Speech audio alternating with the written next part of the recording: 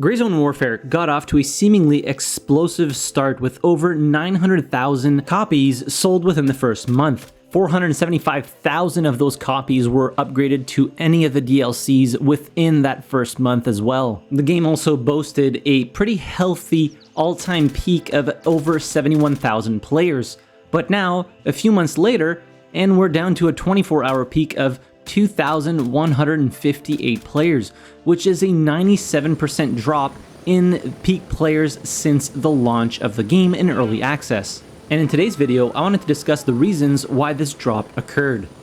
So obviously, the big elephant in the room is that the game is an early access title, and it might have released a little bit too soon in my subjective opinion.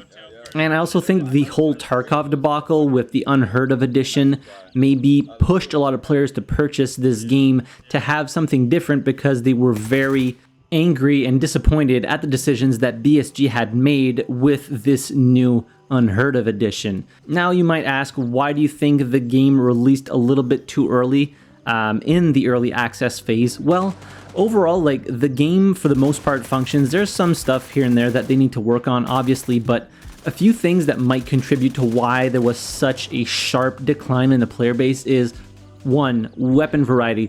There's not a ton of weapons. There's not a ton of weapon attachments that can go on the weapons. You don't even have stuff like laser attachments or flashlights. And the attachment system overall is just kind of meh. Like the weapon modding system needs quite a bit of work to get up to the standards at which we are nowadays. There are also some things that you would expect from a first-person shooter, even if it's launching in early access, such as the ability to toggle aim down sight, change the mouse sensitivity of the aiming down sight, which Grayzone Warfare didn't have at launch. A lot of key bindings you couldn't redo.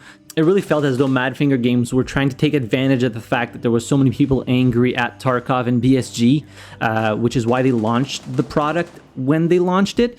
But again, that's just speculation. But I think that a lot of players got into the game and they were like, what is this? There's so many things that you should be able to do, even if it's an early access launch, that you can't.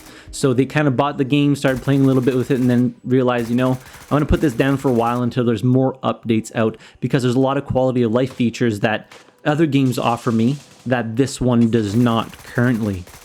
One of the other big points of contention here is the performance of the game. So when the game launched in early access, performance and server performance was just absolutely abysmal. So players were getting like 20 to 30 FPS even with higher end machines. Now there's a lot of things you can change in terms of, settings and stuff like that to improve your performance, but people with maybe older or weaker PCs were really struggling to get the game running at something that you would consider playable.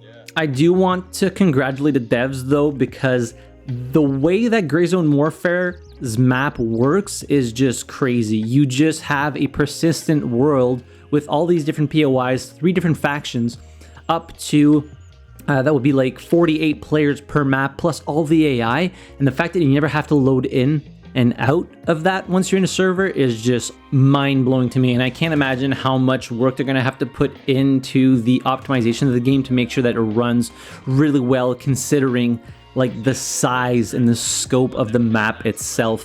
And you got to think, like, there's not even all the POIs out yet, so there's going to be a lot of work to be done in optimization. And I think that's also one of the reasons why a lot of players just put the game down for now. They'll be like, hey, we'll wait a little bit till they flesh out some of the optimization issues and, release a few updates so that the game runs better. And I don't feel like I'm at such of a disadvantage when I'm playing PvP.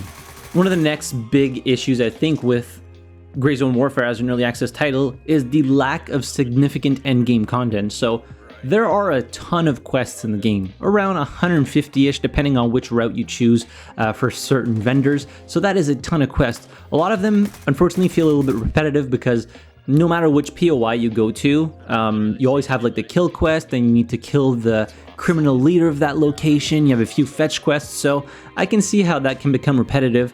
But then when you end up finishing all of those quests, some which have key spawns that are just ridiculously rare, by the way, you get to the end and you're like, okay, what do I do now? You have this whole ground zero area in the middle of the map that is just barren for now. So people that have completed all the quests and have like explored the POIs through and through, they get to the end and they're like, okay, what now? Yeah, I can do PvP, but PvP honestly isn't a given because of how big the map is.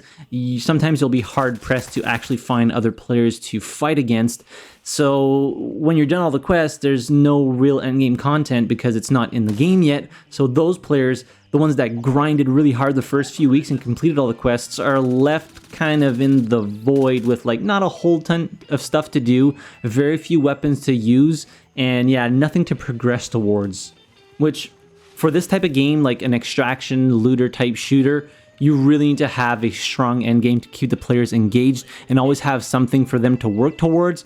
Otherwise, the player base is kind of just going to fall off, kind of like it did in this situation. Again, early access game, might have released a little bit too early. They're going to work on it. I'm sure this game has an amazing future, but at the moment, the player base just isn't really there right now. Everybody's kind of waiting for what's coming up next. So, all that said, I think these are the contributing reasons why we saw such a sharp decline in the player base of Gray Zone Warfare. But I think a lot of the players will return to the game when they release stuff like, oh, the day-night cycle, and they release new POIs here and there, release more weapons, just more stuff to do overall. Players will come back. Obviously, when the game wipes as well, because it will wipe when they release features that require the game to do so, people will come back again to re-experience everything there is to experience in Gray Zone Warfare. So I think it's going to be kind of a sporadic peak. So periodically we'll see the player base peak really high and then fall back down for a little bit until the next big update launches, and it'll be that way probably until like 1.0 hits, which I'm fine with. I would just like to see maybe updates more frequently, but then again, I can understand how it can be difficult with you know, a game with such a massive scope. So yeah, if you think there are more contributing factors to the decline of the player base of Gray Zone Warfare, let me know in the comment section down below. Hit the like button if you enjoyed the video, subscribe to the channel if you haven't already, and as always, thank you very much for watching, I really appreciate it, and I'll see you guys in the next video. Have a good one.